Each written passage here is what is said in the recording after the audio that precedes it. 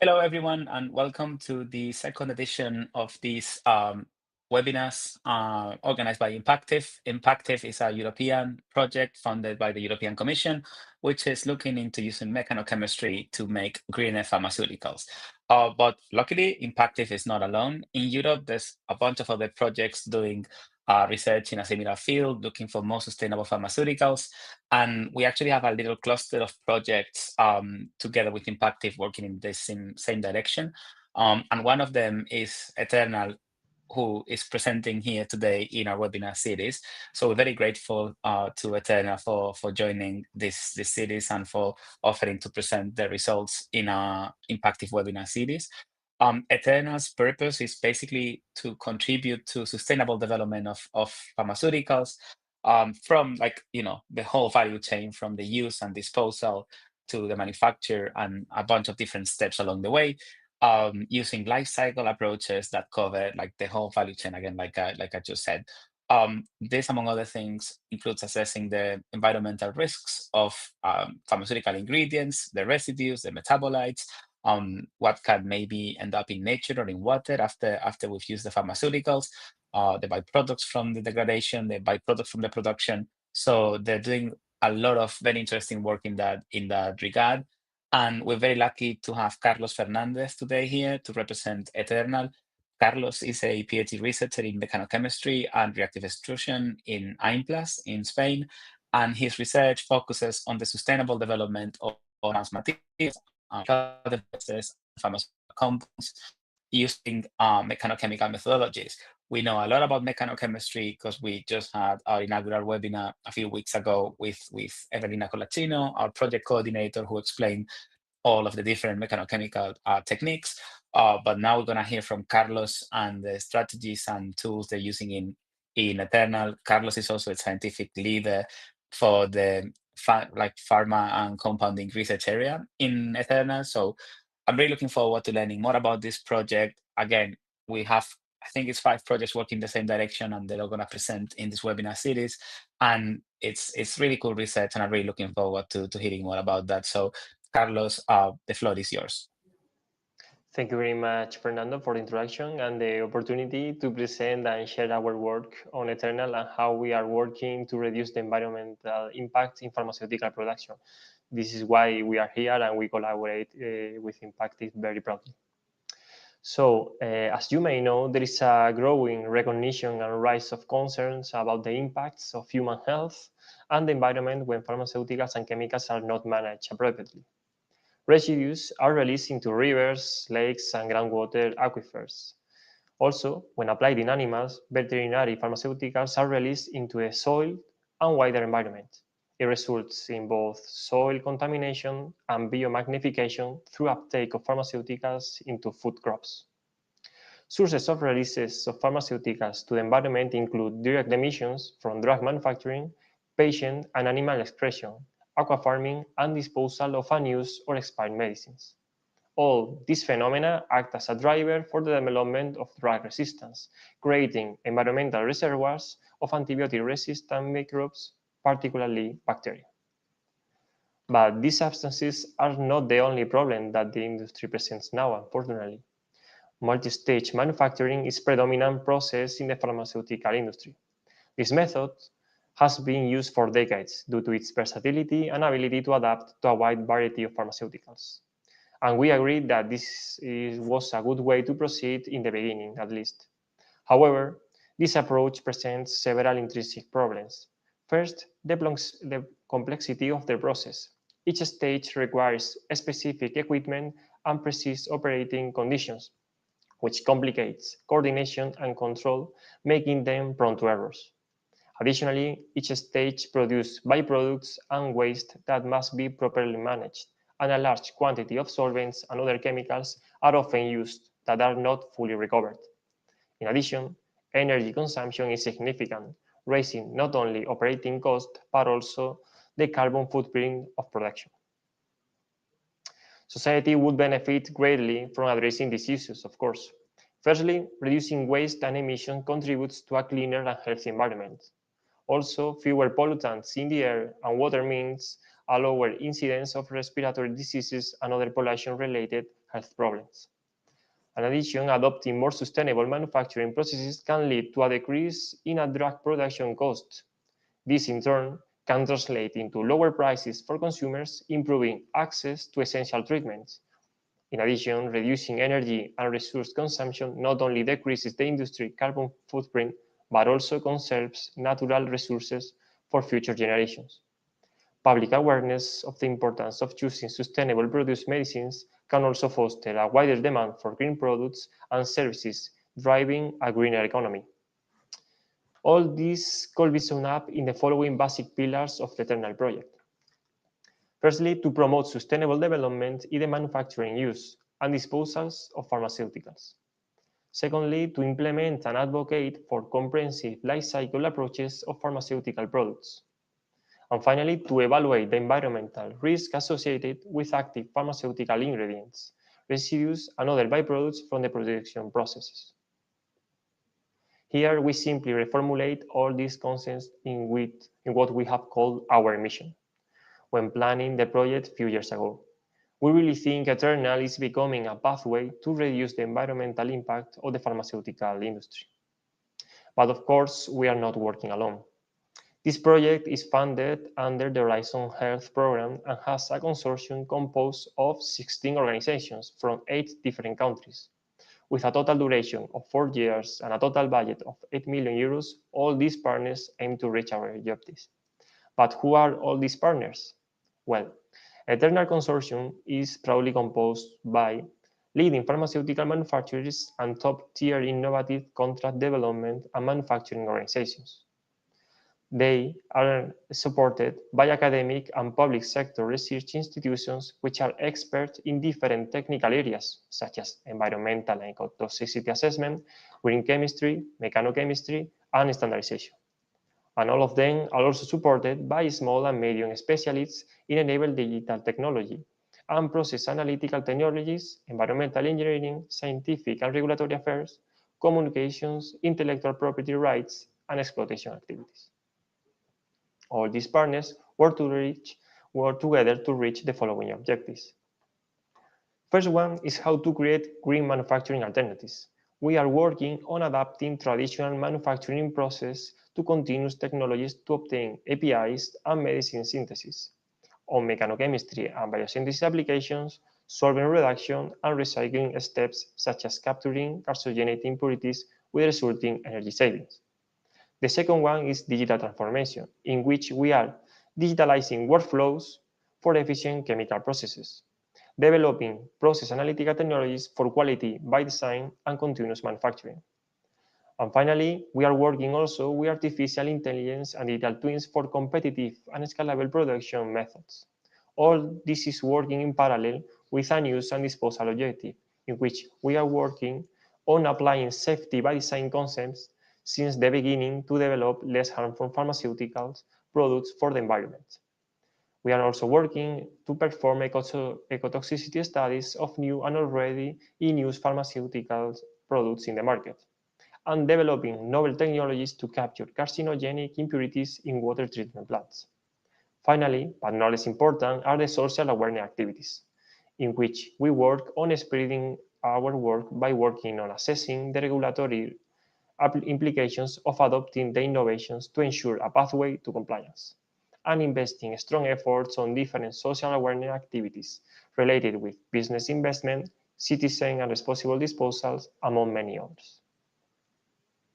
In summary, we are co-designing industry oriented in 6 different case studies, which are focused on reducing the use of solvents or applying greener solvents alternatives. We are optimizing solvent recycle or recovery options for processes with potential carcinogenic impurities. We are also applying mechanochemistry in pharmaceutical production and creating a more eco-efficient purification or capture routes for solvents and wastewater with bio-based products. We are also innovating in workflow digitalization, process analytical technologies, and digital twin solutions to enable quality by designs and continuous manufacturing for competitive and scalable methods of production. We are also generating new scientific knowledge on the environmental fate and ecotoxicity effects of pharmaceuticals. Catalyzing behavioral change and social innovation are also important for reducing the environmental impact in terms of safe and use and disposal. Finally, we are promoting behavioral change, participating in social innovation to reduce the environmental impacts of pharmaceuticals through safe and use and disposal, and assessing the regulatory implications of the innovations to ensure that this pathway complies with the requisites. Finally, if you have any interest, any question regarding the developing that we are doing in Eternal, I invite you to visit our webpage that we have updated every day, and send any question that you have to me or to my colleague Pablo. We are from M+, the coordinator of Eternal, and we are always happy to help. Thank you everyone for your attention, and I think we have now time for some questions. Thank you very much. Thanks, Carlos, again for the presentation about your project. I hope this question is forgot to mention at the beginning. If anybody has questions, one of the wonders of YouTube is you can just go to the chat available here in the live transmission. You can just ask the questions there.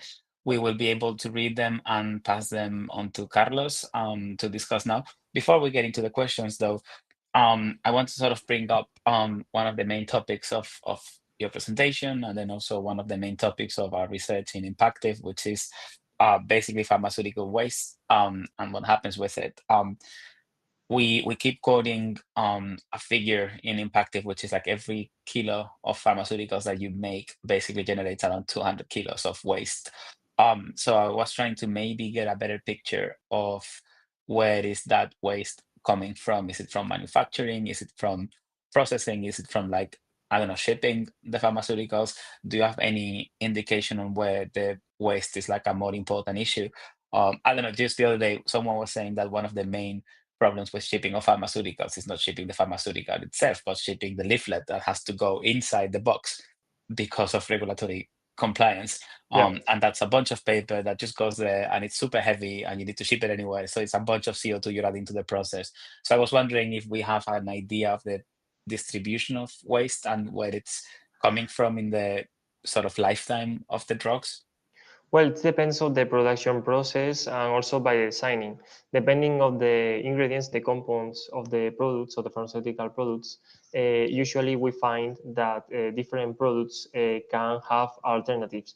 Depending on the process, usually the solvents are the most, I would say, reactive that are used on the production process. However, we usually find that the consumption of these solvents depends on the final product, but they are not fully recovered. It means that if you require, as you said, 200 liters for the production, you will use all these 200 liters, but you cannot reuse this, and you are not going to recycle. So the main the main approach to this would be to reuse it, to recycle, and to avoid consumption of more solvents. And for the other parts, depending on the products, we have found some different, I would say, the designing conceptualization, which means some of the compounds that are emitted or released to the environment, they are not controlled. It means that some of them are just waste, and they are not controlled to the water treatments, in which they are mostly not controlled. We don't know the concentration of some of the compounds, and finally, you cannot access to this problem. So I will say it depends on both of the production process and on the designing of the pharmaceutical. In Eternal, we work from the very beginning of the designing. It means that prior to the production of any pharmaceutical compounds, you should think in the designing which are the main waste that you are going to produce, and try to avoid them if it's possible. Sometimes it's not possible, but it is. We are working, for example, on substituting some solvents with we have more harmful than others, with more green solvents and alternatives. That will be the main one. Or the first one will be to substitute any solvents and substitute or avoid their use by applying mechanochemistry production or any alternative that do not need those solvents. Unfortunately, although there are alternatives for some production of different products, there is not always possible nor to develop or to implement in the industry. So that will be the most important in this sense. Yeah, so basically, you're trying to find green alternatives throughout the supply chain, from the very beginning, from the design of the pharmaceuticals and the molecules to the disposal of the molecules. Could this be seen as, I mean, it's obviously strengths because you overlook the whole value chain, but could it be seen as a weakness, like you're trying to maybe look at a very broad process that obviously involves many different companies and partners, from maybe someone coming up with the molecule design in the lab, and then a manufacturing plant somewhere else making kilos of it. How do you control this process, and are you focusing on any particular areas? Are you focusing more on the manufacturing and maybe removing the solvents, or are you focusing more on the recyclability at the later stage? How do you look at the whole value chain in the project? In Eternal, we have 6 different case studies. Mhm, Some of them are real, they are actual production of actual products that are already in the market. And we have mhm, in these 6 different case studies, we have went one step back to laboratory scale just to start modifying and improving some of the stages, or even reducing the steps that are needed for the production, or maybe to substitute, as I was saying, solvent consumption or developing greener alternatives. In this sense, we have mhm, found different problems. Some of them are with the consumption. We can improve, for example, the consumption of some other reactive, or to improve the yield and so on. But some of them are, well, all of them, sorry, are upscaled later. In the first stage, all these 66 different case studies were developed at laboratory scale and then upscale, because in Eternal, what it's very important is not only by reaching this objective, but also to develop processes that are efficient, but are also competitive, because if they are not competitive, the industry is never going to implement that in the production plants. mhm, So in these 6 different case studies, we have different alternatives. As I was saying, mechanochemistry is one of them, or implementing hot melt extrusion processes in which do not require solvents, or the consumption of solvents are very, very low because they don't need postponed processes. But also there are recovering of solvents, reusing, recycling, using different mhm, techniques of recovering, such as membranes, or recovering the catalyst used in the process, in the molecule, as you were saying. So depending on the case study, we are applying different strategies. So the most important part, I think, in Eternal in this case, is that these are 6 real case studies. They are not theoretical. They are already mhm. implemented in the pharmaceutical industry. And now we have went back one step and then upscale, just trying to do it more competitive. No, I mean, it's really interesting because you're mentioning basically like overlooking the whole process, from greener manufacturing techniques like mechanochemistry, reducing solvent, having extrusion techniques, to maybe finding better ways of purifying the compounds that make it more sustainable, or maybe finding ways to recycle the solvents you're using in purification to reuse in synthesis, like in a way that you basically don't discard everything, but implement something that's a little bit more in the line like circular chemistry and the circular economy. So sort of reusing all of the compounds as much as you can.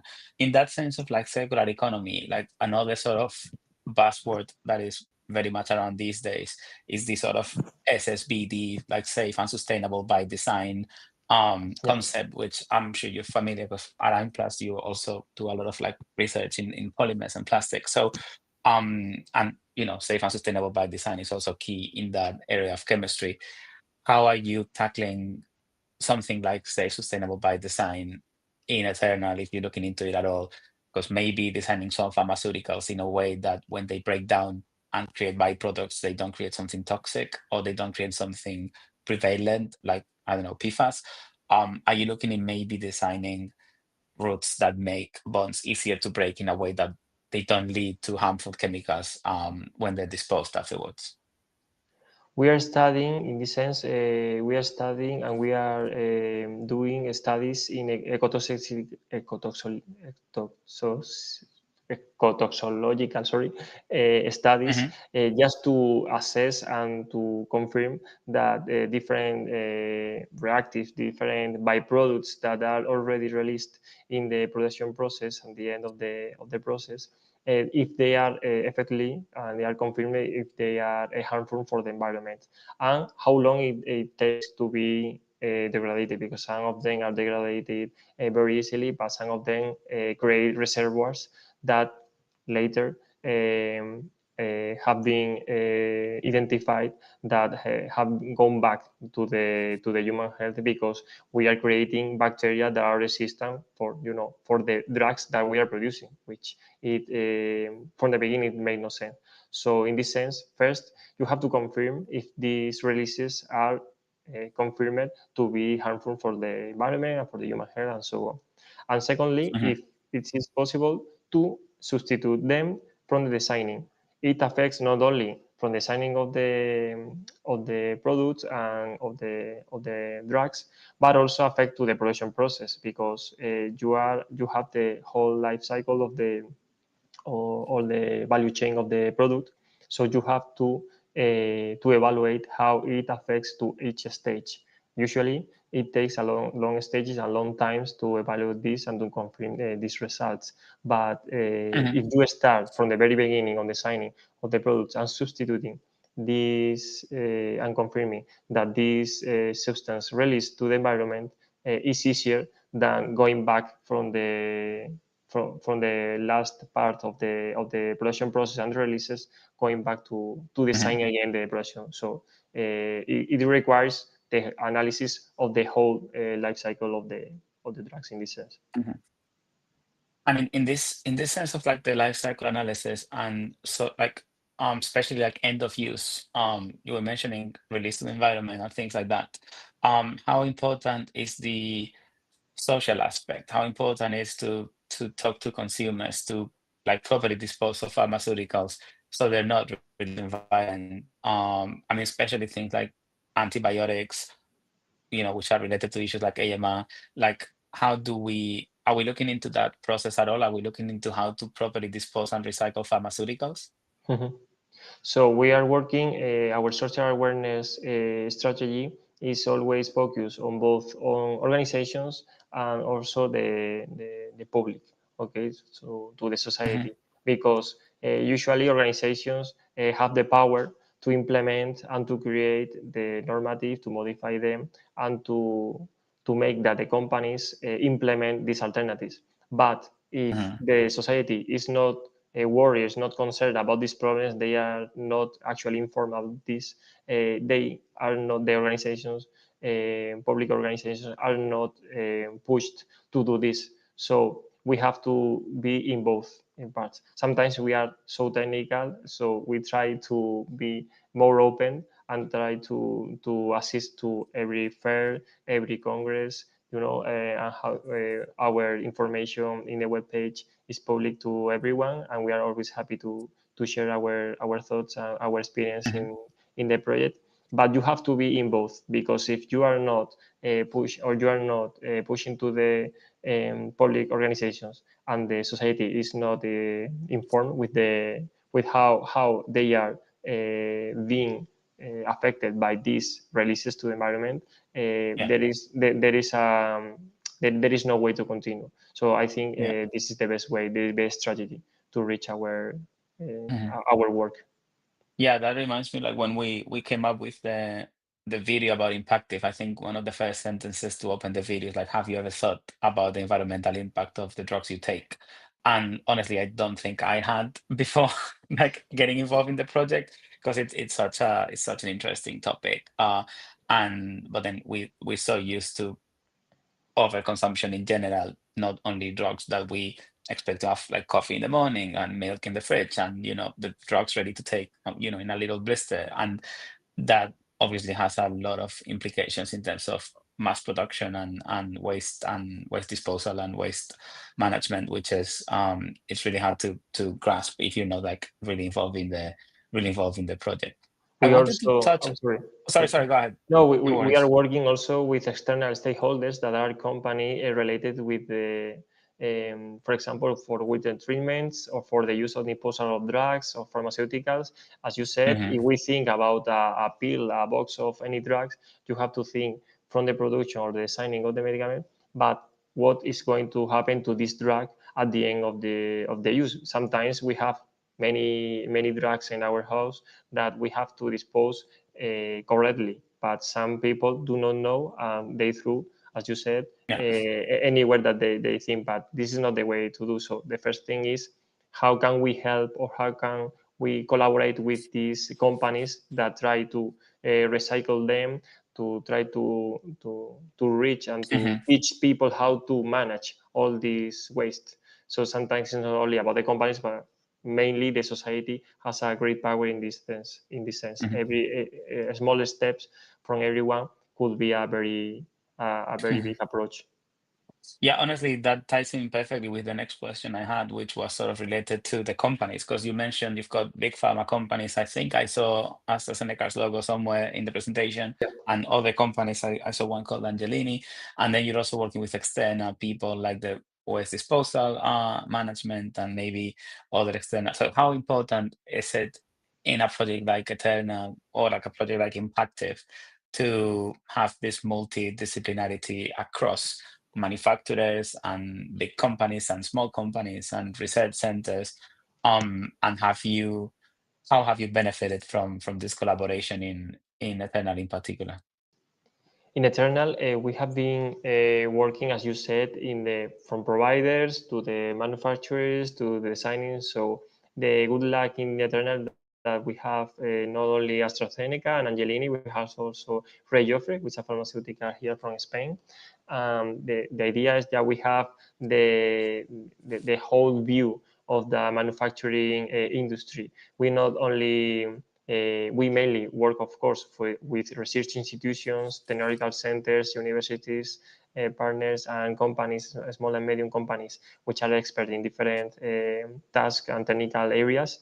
But also, the good idea here is that we collaborate intimately, very close with big companies. As you said, AstraZeneca is one of the biggest pharmaceutical industry here in Europe, and they are very close. They always share their experience.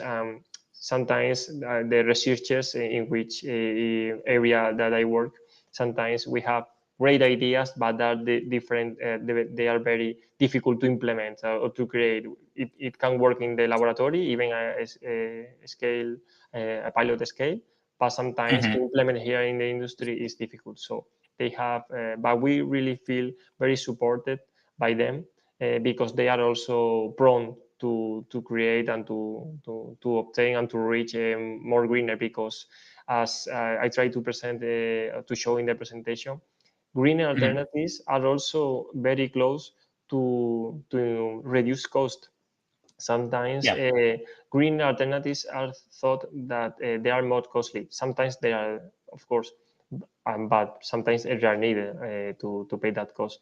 But there are some alternatives that are even more productive. They are more. They can even increase the income to the process, because you are making some difference with the competitive industry in a competitive Hmm. industry. Sorry. So in this sense, we find that from the very beginning, from the planning in Eternal a few years ago, we found very supported. We feel very supported by them.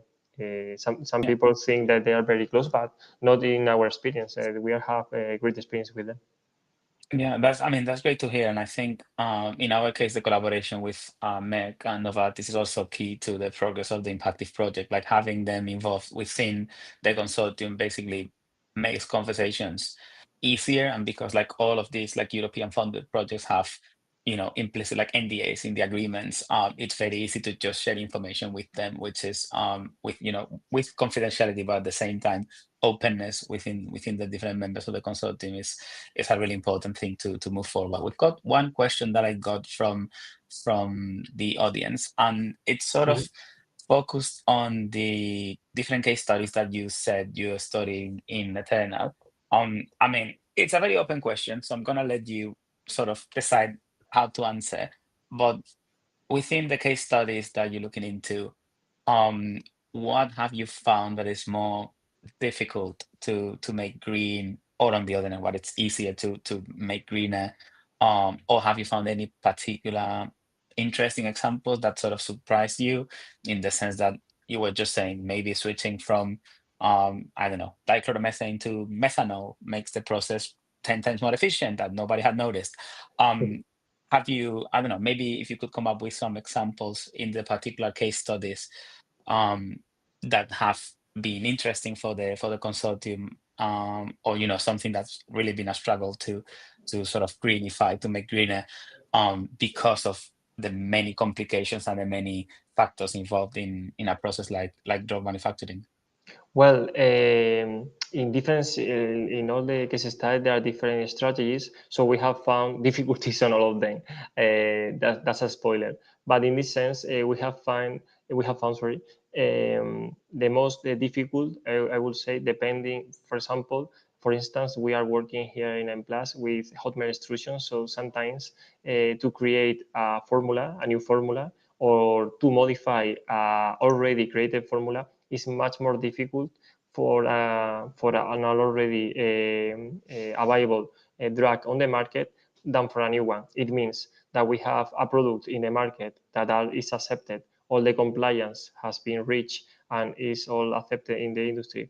We are modifying a small step in the production stage. The problem usually get is a snowball. It means that it can be bigger and bigger, because some analysis that have to be performed, you can accomplish all these and to have the Mhm, approval of everything in this sense. But sometimes in to have all these products in the market finally, you can find very difficult to implement these changes and to reach the already compliance accepted before modifying. So sometimes it's mhm. in this sense. They are not as easy as modifying a solvent for anyone, or no one noticed that. Hopefully, in the rest of the project we will find that, but it's not quite easy. We will have identified that in the first stage, because now we are scaling pilot plant, but also by the scaling up, which is the vast complexity of this, we have some difficulties there, because as you said, there are alternatives that can work in laboratory scale. As I said, everything works on paper. But when Mhm. it comes to reality and when it gets bigger, it have to be Yeah. competitive, and you have to yield or to reach all, that yield accepted Mhm. to be accepted and to be interesting for the industry. As I was saying, Yeah. if your process is greener but it is highly costly in comparison with the traditional process, your process, unfortunately, for now, Yeah, is it's not going. complicated to translate to industry because they're gonna Yeah, say, yeah, it's greener, but it's costing me double. What is the benefit? yeah. Unless there's some How can? regulation or something that sort of supports that. Yeah, it's Yeah, the same with like green hydrogen. yeah, For example, like if it's still 4 times more expensive than fossil fuel hydrogen, who's gonna use it if there's no incentives, there's no tax breaks? So you may need to sort of have a little bit of more of a policy angle here. I mean, just mentioned regulation, and the other day we were chatting with a bunch of people in chemistry, and they were saying how in some countries it is so easy to get pure ethanol for the lab, and in some other countries there's so many regulations. I know that Spain is particularly weird for like getting ethanol like pure for the labs, and yeah. maybe if it's hard to get it for a lab, it must be hard to get it for a big factory. So even small regulatory differences in things like, hey, how do you buy the solvent? Where do you buy it from? Can you deliver it in this country? Will have huge implications in the manufacturing, and huge implications in the cost, and huge implications in things like stock keeping. And so it's a very complex project. And honestly, it was great to hear about Eterna and how you look at the whole value chain. I don't know if you've got any final remarks that you'd want to do about the challenges that are still to come in the next few months of the project. Now we are working on upscaling every case study. Fortunately, all the case study from the first stage were accomplished a few months ago. Now we have 1 year and a half to upscale and to reach all these compliance that are required by these very strong and very difficult processes in the industry. But now we are in a good way. We have enough time to solve all these problems, all these difficulties that we have found in the 2 years and a half that we have progressed now. Now we are happy that we are collaborating also with Impactive and the rest of the green cluster. It's a great opportunity to share not only the accomplishment that we have all these projects, but also the difficulties, because sometimes we find that everyone is fighting with the same enemy in this sense. Yeah. So fortunately, we are not alone here. We are 5 or even more projects with the same objectives. So we are happy that everything is working on and is continuing this good way. That's pretty much all. Thank you for the opportunity. Yeah, you could interpret this like sharing knowledge among projects as a sort of weird therapy session among all of us, complaining about the same common Yeah, enemy. But in reality, I think it's a very nice message in what you just said, in the sense that collaboration makes science better in general. And in this case, even though we are, I think, 5 different projects with different goals, we share one thing in common. We want to make like sustainable pharmaceuticals. We want to make manufacturing of pharmaceuticals be greener, reduce CO2 emissions, reduce waste, make them more sustainable by design, make manufacturing easier and more like, easy to delocalize and to have a very reliable supply chain. So I think it's been great to collaborate across projects. And um, I mean, someone told me when you were speaking that I have to say that I'm eternally grateful to Eternal. I was sort of hesitant of like making the joke, but I couldn't resist. But seriously, I really try to grateful avoid that to also during my re- presentation. really grateful to you, Carlos, for a wonderful presentation and for your patience handling the questions and answering every question we had about the project. Thanks so much for joining, and for the rest of you watching, thanks for connecting to our YouTube channel here in Impactive. Just a quick reminder that Impactive is a project funded by the European Commission, as well as the other projects in this Green Pharma cluster. We have many ways to stay in touch with you. We've got social media, we've got our newsletter, which comes every couple of months, and I think the next one's gonna come up early August. So maybe subscribe now to get the next issue in your inbox in a couple of weeks. We've got our webpage with news coming up every couple of weeks as well. So that's mechanochemistry.eu. And there you can find all the information about how to stay in touch, all the links to the social media, how to subscribe to the newsletter. Um, and yeah, I think we are sort of following a very similar timeline to Eternal. We've got another year and a half to go. And we are very much looking forward to meeting the rest of the projects very soon, and to meeting the rest of the consortium in September. And yeah, please stay tuned for the next edition of the webinar. We will announce it on the webpage, social media, newsletter. So stay tuned to that. Thank you again, Carlos, for joining us today. No worries. And thank you everybody for coming to the webinar.